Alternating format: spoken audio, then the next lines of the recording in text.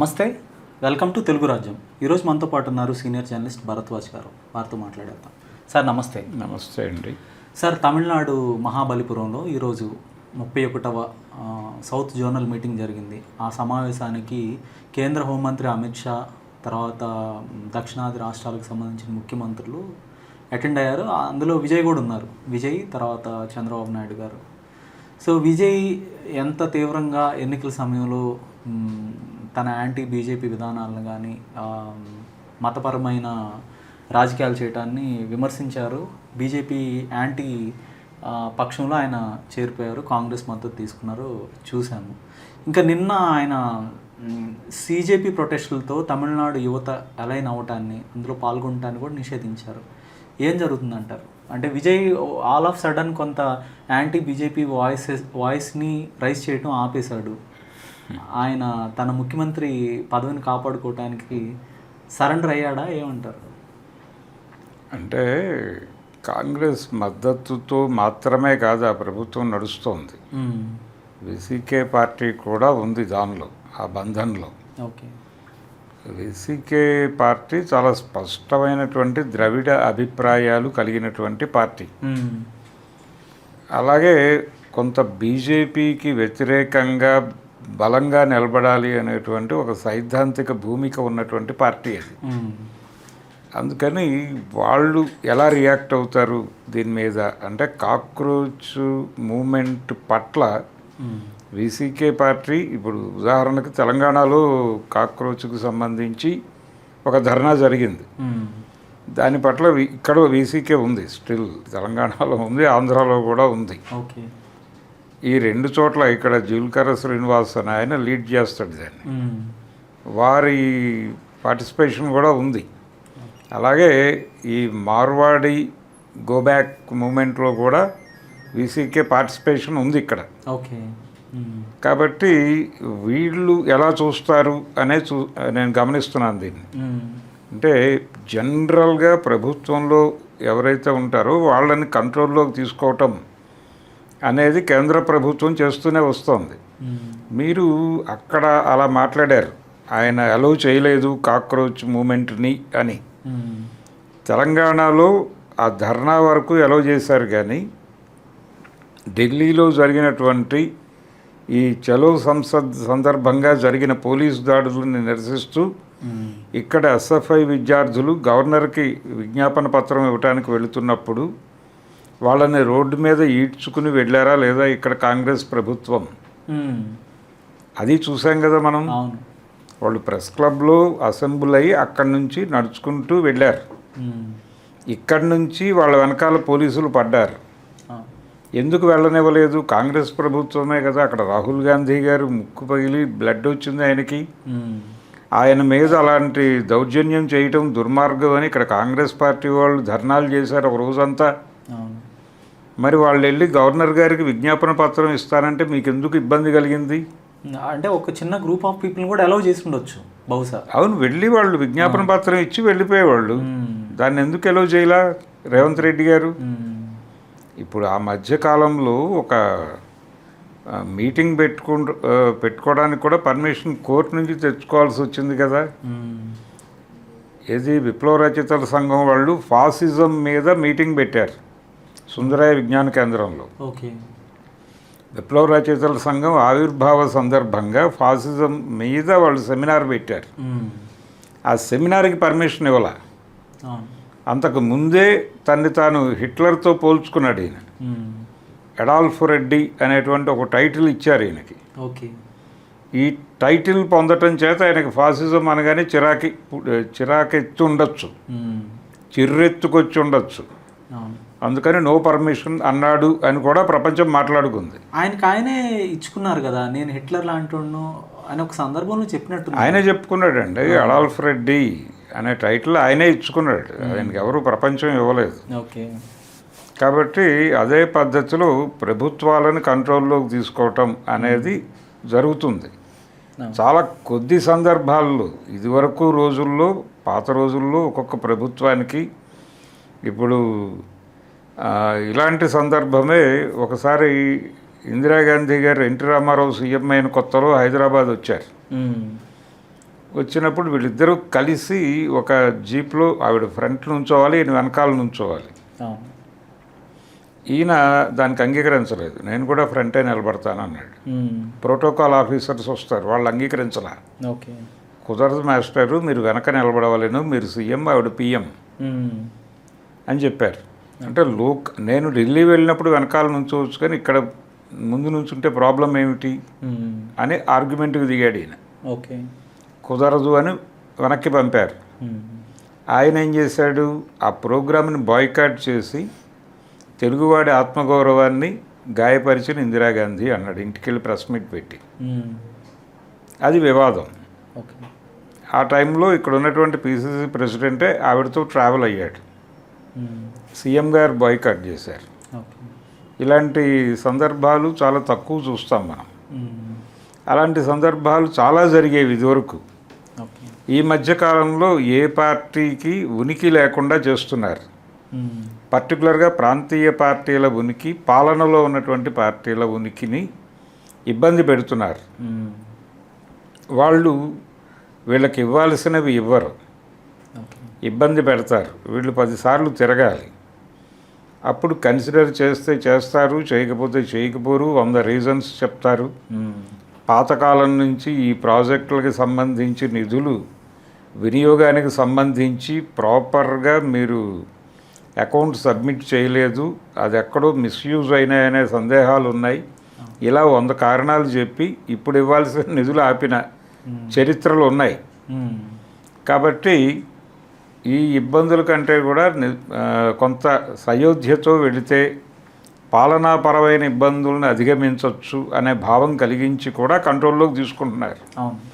కేసులు పెట్టి కంట్రోల్లోకి తీసుకోవటం అనేది ఒక మెథడ్ ఉంది, అది వేరు. అది కూడా జరగచ్చు. విజయ్ మీద ఆ ప్రయోగం కూడా చేసే ప్రయత్నం చేస్తారు వాళ్ళు. ఎందుకంటే ఆల్రెడీ ఆయనకి ఆ బహిరంగ సభ తాలూకా విధ్వంసము, అక్కడ జనాలు చనిపోవటము అనేది ఒక కేసు ఫైల్ చేసి ఉంచారు, ఎందుకైనా మంచిదని. దాన్ని కొంచెం మంటేస్తారు. మంటేసి 2-3 నుంచి స్టేట్మెంట్లు తీసుకుని కూడా ఈయన్ని లాగగలరు వాళ్ళు. లేదు, ఈ లోపల ఇంకేదైనా కూడా క్రియేట్ చేయగలరు. అందుకని కొంచెం సయోధ్య మెయింటైన్ చేస్తే పోయేదే ఉంది. ఆల్రెడీ డిఎంకే ఆ కాంపౌండ్లోకి చేరిపోయినట్టేనా సార్? వాళ్ళు చెప్పారు కదా ఓపెన్గానే. కానీ డీలిమిటేషన్ బిల్లుని వ్యతిరేకిస్తామని చెప్తుంది. వ్యతిరేకిస్తాము అని సభకి వెళ్ళరు వాళ్ళు. ఓకే. సభకి వెళ్ళకపోవడం కూడా వారికి మేలు చేయటమే కదా. వెళ్ళి వ్యతిరేకంగా ఓటేస్తాము అంటే అప్పుడు అది పట్టించుకోవాల్సిన అంశం. కానీ తమిళనాడు ప్రజల నుంచి విమర్శలు అయితే ఎదుర్కోవాల్సిందే కదా సార్. ఇప్పుడు వాళ్ళు వెళ్ళి ఓటు వేయకపోతే వాళ్ళు ఎక్స్పోజ్ అవుతారు కదా. వాళ్ళు వెళ్ళి ఓటు వేయకపోతే అవును, బాయ్కాట్ చేసినా అదే పరిస్థితి ఉంటుంది కదా సార్. బాయ్కాట్ చేసినా వాళ్ళకే ప్రయోజనం. నేను అదే చెప్తున్నా. వీళ్ళు ఏదో ఒక ఏరియాలో ఈ 50% అనే దానికి ఒక యాక్సెప్టెన్సీ తెలియజేసేస్తారు. కానీ 50% అనేది దుర్మార్గము అనేది వీళ్ళకి అర్థం కావట్లేదు. ఈ 50%లో ఉన్న దుర్మార్గం ఏంటంటే రేపు ఉత్తరప్రదేశ్ సీట్లు ఉన్నాయి. ఉత్తరప్రదేశ్లో సీట్లు 150 వరకు పెరుగుతాయి. ఇప్పుడు ఉన్న 80 సీట్లకి ఇంకొక అది 40 సీట్లు అదనంగా 120 సీట్లు పెరుగుతాయి. కాబట్టి అది అలా పెరిగిపోతే మీరు మిగిలిన ప్రాంతాలు కూడా అలాగే పెరుగుకుంటూ వెళ్ళిపోతాయి. ఉత్తరాది అంతా, దక్షిణ భారతం అంతా కలిపి 100 పెరగదు. ఏమైపోవాలి, ప్రపంచం వాళ్ళ కంట్రోల్లో నడుస్తుంది.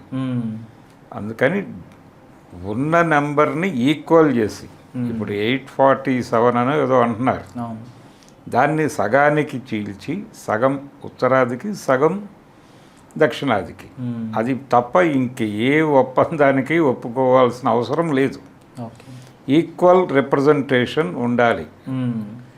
కానీ భారతదేశం అనే పేరుతో దీన్ని బుల్డోజ్ చేస్తున్నారు. దక్షిణ భారతము ఉత్తర భారతదేశం అని ఎందుకు మాట్లాడుతున్నావు నువ్వు? మనమందరం భారతీయులం.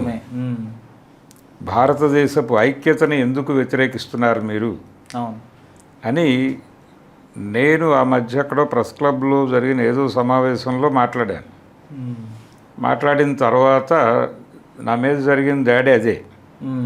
భారతీయత అనే దాన్ని వ్యతిరేకిస్తే ఇది జాతీయ సమగ్రతకి వ్యతిరేకంగా వ్యవహరిస్తున్నట్టే కదా. దీన్ని అంతర్గత ముప్పుగా భావించే అవకాశం ఉంది అని కూడా థ్రెటన్ చేశారు పాపం. ఓకే, సరే చేస్తే చేశారు, కానీ నా నిశ్చిత అభిప్రాయం అయితే అదే. సగం వారికి సగం వీరికి అని చేస్తే తప్ప కుదరదు. అంటే జాతీయ సమగ్రత పేరుతో రాష్ట్రాల యొక్క ఐడెంటిటీని లేదంటే రాష్ట్రాల యొక్క అవసరాలని వాళ్ళ ఆస్పిరేషన్స్ని అణిచివేసే ప్రయత్నం జరుగుతుంది. ప్రాంతీయ పార్టీల ఆవిర్భావం దేనికి? జాతీయ పార్టీలు ఉండగా ప్రాంతీయ పార్టీలు ఎందుకు పుట్టాలి? అంటే వాళ్ళు నెగ్లెక్ట్ చేస్తున్నారు అని చెప్పి పుడతాయి. పుట్టినాయి పార్టీలు. టీఆర్ఎస్ అనే పార్టీ ఎందుకు పుట్టాలి? తెలంగాణ ఆస్పిరేషన్స్కి రిప్రజెంటేటివ్గా అంతే కదా. అలాగే తెలుగుదేశం అని ఎందుకు పెట్టాడు ఆయన పార్టీ పేరు? మీ పార్టీ పేరు ఏమిటండి అంటే నేను తెలుగువాడిని, నా పార్టీ తెలుగుదేశం అన్నాడు. జస్ట్ అలా ఫ్లోలో. అవును, అదే తెలుగుదేశం పార్టీ అయి కూర్చుంది. అలా అది తెలుగువారి ఆత్మగౌరవ నినాదం అన్నాడు. ఇప్పటిదాకా ఢిల్లీ పార్టీలన్నీ అన్యాయం చేశాయి అన్నాడు. కాబట్టి ప్రతి చోట ఉన్నదే అది. ప్రతి చోట ఎందుకు జాతీయ పార్టీ నుంచి బయటకు వచ్చి పవార్ ఎందుకు సొంత దుకాణం పెట్టుకున్నాడు? ఆయన ఆస్పిరేషన్స్ ఆయనకు ఉన్నాయి, అవి కావడం లేదు. నేను కాంగ్రెస్లో కీలక సభ్యుడిగా ఉన్నప్పటికీ నా వల్ల కావడం లేదు అనే కదా మీ నుంచి బయటకు వచ్చి ఆయన ఒక దుకాణం పెట్టుకుని క్వశ్చన్ చేస్తున్నాడు. ఆయన ఫైట్ ఏదో ఆయన చేస్తున్నాడు. ఆయన రైతుల్లో మహారాష్ట్ర రైతులోకంతో ఆయనకు ఒక అద్భుతమైన అనుసంధానం ఉంది. శరద్ పవార్కి రైతులే ఆయన శక్తి. కాబట్టి ఆ ప్రయోజనాలు నెరవేరటం లేదు అని ఎలిగేట్ చేసి కదా బయటకు వచ్చాడు ఆయన కాంగ్రెస్ నుంచి. తృణమూల్ కాంగ్రెస్ అనేది ఎందుకు ఆవిర్భవించింది? బెంగాల్ మీ పరిపాలనలో నిరాదరణకు గురవుతోంది అనే కదా. అలా ప్రతి ప్రాంతీయ పార్టీ ఉనికికి జాతీయ పార్టీలు పట్టించుకోవడం లేదనేదే ఇష్యూ. అందుకని భారతదేశంలో ఫెడరలిజం బతకాలంటే ప్రాంతీయ పార్టీల కూటమి అధికారంలోకి రావాలి. జాతీయ పార్టీలు అధికారంలో ఉంటే కుదరదు. Either BJP or Congress. ఈ రెండిటికి సమాంతరంగా ఒక జాతీయ ఫ్రంట్ని నిర్మించి ప్రాంతీయ పార్టీల కూటమితో వాళ్ళని అధికారంలోకి తీసుకొస్తే కొంతమేరకు జస్టిఫికేషన్ జరగచ్చు ప్రాంతీయ ఆకాంక్షలకి. ఈ ప్రమాదం నుంచి బయటపడటం కోసం ప్రాంతీయ పార్టీలను టార్గెట్ చేసి నిర్వీర్యం చేయటం అనే కార్యక్రమం కాంగ్రెస్ కంటే కూడా అగ్రెసివ్గా బీజేపీ చేస్తోంది. వాళ్ళు చేసిందే వీళ్ళు చేస్తున్నారు. అది నెక్స్ట్ లెవెల్కి వెళ్ళిపోయింది. అవును, అందులో భాగంగానే వాళ్ళు విజయ్ని ఎక్కడో భయపెట్టారు. కలలోకి వచ్చి కూడా భయపెట్టి ఉండొచ్చు. ఎందుకంటే ఇండియా కూటమిలో ఉన్న సీఎంలు లేదంటే ఇండియా కూటమి మద్దతు ఇచ్చిన సీఎంలు అందరూ కూడా బయటకు వచ్చి మాట్లాడారు సిజేపీ మూమెంట్ యాక్టివ్గా జరుగుతున్న సందర్భంలో. కానీ విజయ్ నుంచి అయితే ఎలాంటి స్పందన లేదు అనేది ఒక ఆరోపణ ఉంది. ఇప్పుడు నిన్న తాజాగా ఆయన ఒక నిర్ణయం తీసుకొని సిజేపీ మూమెంట్లో పాల్గొనకూడదు అని కూడా ఆయన ఒక పిలుపునిచ్చారు. కానీ మీరు ఎలా రిస్ట్రిక్ట్ చేస్తారు? అది విజయ్ కావచ్చు, ఇంకెవరైనా కావచ్చు. మీరు ఎలా ప్రజాభిప్రాయాన్ని నియంత్రిస్తారు? ప్రజలకి అటువైపు వెళ్ళాలి అనే కదలిక ఉంది. మీ వైపు ఎలా చూశారో అటువైపు కూడా అలాగే చూస్తారు. చూసినప్పుడు మీరెవరు రిస్ట్రిక్ట్ చేయడానికి? మిమ్మల్ని తన్ని కూడా వెళ్తారు అక్కడికి. కాబట్టి ఆయన ఎవరి మెప్పు పొందటం కోసం ఎవరి నుంచి ఏ ఇబ్బందులు రాకూడదని మాట్లాడాడు. ఆ ఇబ్బంది ఇంకొక వైపు నుంచి వస్తుంది. మీరు నమ్ముకోవాల్సింది ప్రజల్ని. ఇప్పుడు ఆంధ్రప్రదేశ్లో ఉన్న 3 ప్రాంతీయ పార్టీలు చేస్తున్న తప్పే తమిళనాడులో కూడా రిపీట్ అవుతోంది. డిఎంకే, అన్నా డిఎంకే, టీవీకే 3 కూడా ఆ కాంపౌండ్కే వెళ్ళిపోయినాయి. లోపల గోడ దగ్గర ఉండేది గోడ దగ్గర ఉంటే ఎలా కుదురుతుంది? ఇప్పుడు ఆంధ్రప్రదేశ్లో కాంగ్రెస్ పార్టీని కూడా నిర్వీర్యం చేశారు వీళ్ళే వాంటెడ్గా. ఏపీలో కాంగ్రెస్ పార్టీకి ఛాన్స్ ఉంది. అది అద్భుతమైన అవకాశం. ఈ 2 ఏళ్లలో విపరీతంగా పుంజుకుని ఉండాల్సింది అది. కేంద్రం నుంచి వస్తున్నటువంటి నిధుల లేమి దగ్గర నుంచి మొదలుపెట్టి ఈ ప్రాంతీయ పార్టీలన్నీ కూడా కేంద్రంతో అనుసంధానమై వ్యవహరిస్తున్న తీరుకి వ్యతిరేకంగా ఒక అద్భుతమైన ఉద్యమాలు నిర్మించి పార్టీని కొత్త క్యాడర్తో బలోపేతం చేసేటువంటి అద్భుతమైన అవకాశాన్ని చెత్త కుండీలో పారేసింది కదా ఆవిడ. అంటే కాంగ్రెస్ ఎందుకు సార్ ఏపీ వైపు దృష్టి సారించట్లేదు? అంటే జగన్ ఒకసారి నిర్వీర్యం అయిపోతే మనకి ఒక గ్రౌండ్ దొరుకుతుంది ఇక్కడ బలపడేందుకు. అది అవగాహన ఆల్రెడీ అయిపోయిందిగా, ప్రూవ్ అయిపోయిందిగా. ఓడిపోయి 2 ఏళ్ళు అయింది. ఒక్కడు వచ్చాడు అక్కడి నుంచి మీ ఆఫీస్ వైపు. ఆ రోడ్లో వెళ్ళే వైసీపీ వాళ్ళు ఎవరైనా సరే, కాంగ్రెస్ ఆఫీస్ రోడ్లో నుంచి వెళ్ళే వైసీపీ వాళ్ళు ఎవరైనా కన్నులు తిప్పి ఆ ఆంధ్రరత్న భవన్ వైపు చూసారా? లేదు కదా. కాబట్టి నెమ్మదిగా ఆ వీధి పేరు మారిపోయి నవరంగ్ టాకీస్ రోడ్డుగా మారుతుంది. అది ఆంధ్ర రత్న భవన్ నుంచి నవరంగ్ టాకీస్ రోడ్డుగా మారే ప్రమాదం ఉంది. ఆ పరిస్థితికి తీసుకెడుతున్నారు ఆవిడ. కాబట్టి అది కూడా వీళ్ళే కంట్రోల్ చేస్తున్నారు అనుకుంటున్నాను నేను. కాంగ్రెస్, బీజేపీ. ఓకే. సో ఇలా కాంగ్రెస్ పార్టీ లోపలికి కూడా జొరబడిపోయి ప్రతి పార్టీ లోపలికి జొరబడిపోతారు వీళ్ళు. దాన్ని లోపల నుంచి నిర్వీర్యం చేస్తారు. ఓకే. ఇండివిజువల్ లెవెల్లోకి వెళ్ళిపోయి నాశనం చేస్తారు. రకరకాల పేర్లతో వాళ్ళు కనెక్ట్ అవుతారు. ప్రపంచానికి గుర్తుండేదైతే ప్రణబ్ ముఖర్జీని వాళ్ళు వ్యూహాత్మకంగానే అక్కడికి పిలిచారు ఆర్ఎస్ఎస్ కార్యక్రమానికి. ఒక ఉదారవాద, ఒక లిబరల్ స్వభావం కలిగినటువంటి, ఒక జాతీయ స్థాయి అవగాహన కలిగిన ఒక మేధావిని మేము సత్కరించుకుంటామన్న ధోరణిలో వారిని పిలిచారు. ఆ తర్వాత వారి నడకంతా వారికి అనుకూలంగానే నడిచింది. అది అందరికీ తెలిసిన విషయమే. ఎవరికైనా అలా వాళ్ళు ఒక అవకాశం ఇచ్చి కంట్రోల్లోకి తీసుకుంటారు. ఇలా వాళ్ళు వీరు వారు అని కాదు, ఎవరినైనా కంట్రోల్లోకి తీసుకుంటారు, టెర్రరైజ్ చేస్తారు ఏదో పద్ధతిలో. కళలు కల్పిస్తారు వాళ్ళే. కళల కల్పన చేసి ఆ కళలోకి వారే వచ్చి చెప్తారు, నీకు బాగా చోట నుంచి ప్రమాదం ఉంది, దాన్ని నివారించుకోవాలనుకుంటే ఇలా వ్యవహరించాల్సి ఉంటుంది, నీ బిహేవియర్ మాన్యువల్ మీ బ్రెయిన్కి ఫీడ్ చేస్తున్నాం అని చెప్తారు వాళ్ళు. ఆ లెవెల్ కంట్రోలింగ్ నడుస్తోంది. అందుకని విజయ్ అలా ప్రవర్తించటం అనేది ఇప్పుడు కాన్షియస్గా తమిళ ప్రజలు పట్టించుకోవాల్సిన అవసరం ఉంది. రేవంత్ రెడ్డి ఇలా ఎందుకు బిహేవ్ చేస్తున్నాడు, కాంగ్రెస్ పార్టీ ముఖ్యమంత్రి అయ్యుండి కూడా అనేది కూడా ఆలోచించాలి. మీరు అన్నట్టుగా ఇండియా కూటమి ముఖ్యమంత్రులందరూ ఢిల్లీలో ఒకలాగా, వాళ్ళ సొంత రాష్ట్రాల్లో ఒకలాగా వ్యవహరించిన తీరు కూడా చూసాం మనం, కర్ణాటకకి సంబంధించి కూడా.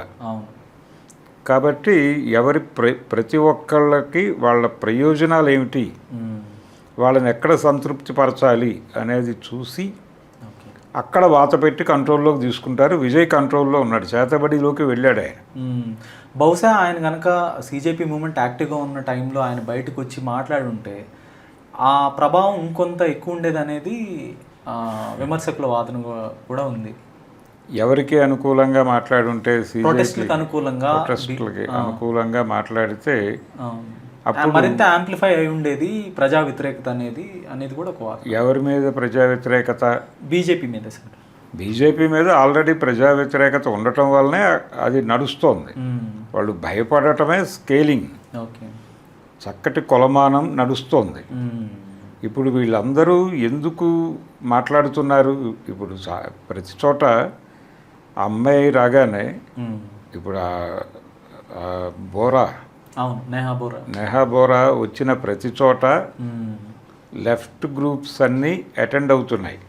అంటే వామపక్షంతో ఎక్కడ ఏ స్థాయిలో పరిచయాలు ఉన్న వాళ్ళు కూడా అక్కడికి అటెండ్ అవుతున్నారు. వాళ్ళందరికీ తమ గొంతు ఒకటి వినిపిస్తోంది అమ్మాయి అని అనిపిస్తోంది. ఆ అమ్మాయి కొత్తగా ఏం మాట్లాడట్లేదు, వీళ్ళు మాట్లాడగలిగినవే అమ్మాయి మాట్లాడుతోంది, వీళ్ళు పర్సనల్ టాక్లో మాట్లాడుతున్నవే అమ్మాయి మాట్లాడుతోంది. కానీ ఇక్కడ ఏం జరుగుతోంది, ఆల్రెడీ ఒక విమర్శ మొదలైంది దాని మీద విత్ ఇన్ లెఫ్ట్ గ్రూప్స్. అక్కడ విమర్శ ఏంటంటే ఎక్కడికక్కడ ప్రోగ్రామ్ డిజైన్ చేసుకోవాలి కదా. మనం ఒక జాతీయ నాయకురాలుగా అమ్మాయిని పిలిచి ఇక్కడ మాట్లాడించేసుకుని వినేసి చప్పట్లు కొట్టేస్తున్నాం. అమ్మాయి నెక్స్ట్ మూవ్ ఆన్ అయిపోతుంది. ఆ స్పిరిట్ ఆల్రెడీ ఉంది మన దగ్గర. ఉన్నప్పుడు మనం ఎందుకు కలిసి కూర్చోవటం లేదు, మనం ఎందుకు కార్యక్రమాలు రూపొందించుకోవటం లేదు? ఆ అమ్మాయిని పిలిపించుకుని మాట్లాడించేసి చప్పట్లు కొట్టేస్తే మన బాధ్యత తీరిపోతుందా అని ఒక బ్యాచ్ ఆల్రెడీ క్వశ్చన్ చేయటం మొదలుపెట్టింది విత్ ఇన్ గ్రూప్లో. ఓకే. కాబట్టి దానికి సమాధానం చెప్పాల్సిన బాధ్యత కూడా ఉంది.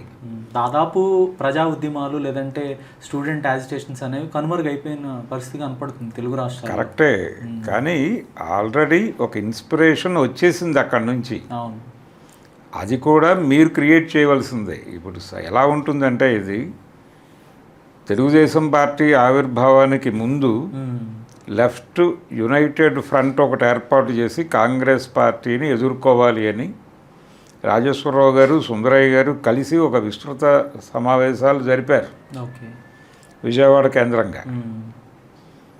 సడన్గా ఈయన ప్రవేశించి ఆ మొత్తాన్ని కబ్జా చేసి తన అకౌంట్లో వేసేసుకుని ఈయన విన్ అయిపోయి వాళ్ళందరినీ తన వెనకాల నడిచే పరిస్థితి కల్పించాడు ఎన్టీఆర్. ఈయనకున్న చరిష్మాతో అది వర్కౌట్ అయింది. కాబట్టి ఇప్పుడు కూడా వీళ్ళు ఇలాగే ఫీల్ అవుతున్నారు. అంటే మనం ఇప్పుడు వీళ్ళల్లో ఒక బ్యాచ్ ఏం మాట్లాడుతుందంటే, ఆ రోజున ఎలా నష్టపోయాము అదే పరిస్థితి ఇప్పుడు కాక్రోచ్ జనతా పార్టీ ఆ రోజున ఎన్టీ రామారావు రోల్ ప్లే చేస్తోంది. కాబట్టి మనమేమిటో మనం చూసుకుందాం. మన నిర్మాణం ఏమిటి, మనం ఎక్కడ పనిచేయాలి, మన యాక్టివిటీ ఏమిటి అని, మన కోర్ ఏరియా ఏమిటి అనేది మనం ఎందుకు ఇలా ఉన్నామని రివ్యూ చేసుకుందాం. మనం ఎందుకు ప్రజా ఉద్యమాలు నిర్మించలేకపోతున్నాం ఇన్ని సమస్యలు ఉన్నప్పుడు? ఇప్పుడు ఏపీకి సంబంధించే డిఎస్సి గొడవ జరుగుతోంది. కమ్యూనిస్ట్ పార్టీల ప్రజెన్స్ ఏదా నిరసనలు అనేది ప్రశ్న కదా. పాజిటివ్ ఆర్ నెగిటివ్, వాళ్ళు ఏదో ఒక పద్ధతిలో ఒక ఆర్గ్యుమెంట్ జనాల్లోకి తీసుకెళ్ళాలి కదా. తమ వాదన అంటూ ఇప్పటి వరకు వినిపించిన పరిస్థితి కనపట్లా. కాబట్టి ఇలాంటి ల్యాప్సెస్ ఉన్నాయి కాబట్టి నేనేమంటానంటే, అన్ని పార్టీలని వాళ్ళు కంగాళీ చేస్తారు, ఇంక్లూడింగ్ లెఫ్ట్ పార్టీస్. ఈ కంగాళీతనం నుంచి బయటపడాలి ముందు. కాన్షియస్గా ప్రధాన శత్రువు ఎవరితో ఐక్య సంఘటన కట్టాలి, ఒక విస్తృత ఐక్య సంఘటన రూపంలోకి రావాలి. అది రాకపోతే విజయ్ పరిస్థితి అయినా అంతే. విజయ్కి కూడా పొలిటికల్ వ్యూహం కనబడటం లేదు. ఆయన ఆల్రెడీ 3-4 పార్టీలతో కలిసి ఉన్నాడు అక్కడ. ఈ 3-4 పార్టీలు ఏ అభిప్రాయాలతో ఉన్నాయి? ఇప్పుడు తన ఆ మూవ్ తీసుకోవాలనుకున్నప్పుడు వీళ్ళతో సమావేశం అయ్యాడా? రేపొద్దున వీళ్ళు ఆయనకి కుదరదు అంటే ఏమిటి పరిస్థితి? ప్రతి ఒక్క ఎమ్మెల్యే కీలకమే. కొంత పక్కకి జరిగితే ఎవరిని పట్టరావాలనేది ప్రశ్న. ఎన్ని రోజులు డ్రాగ్ అయిందో మనం చూసాం ఆయన ప్రమాణ స్వీకారానికి. వీళ్ళు బయటకు వస్తే మళ్ళీ అదే పరిస్థితి రిపీట్ అవుతుంది కదా.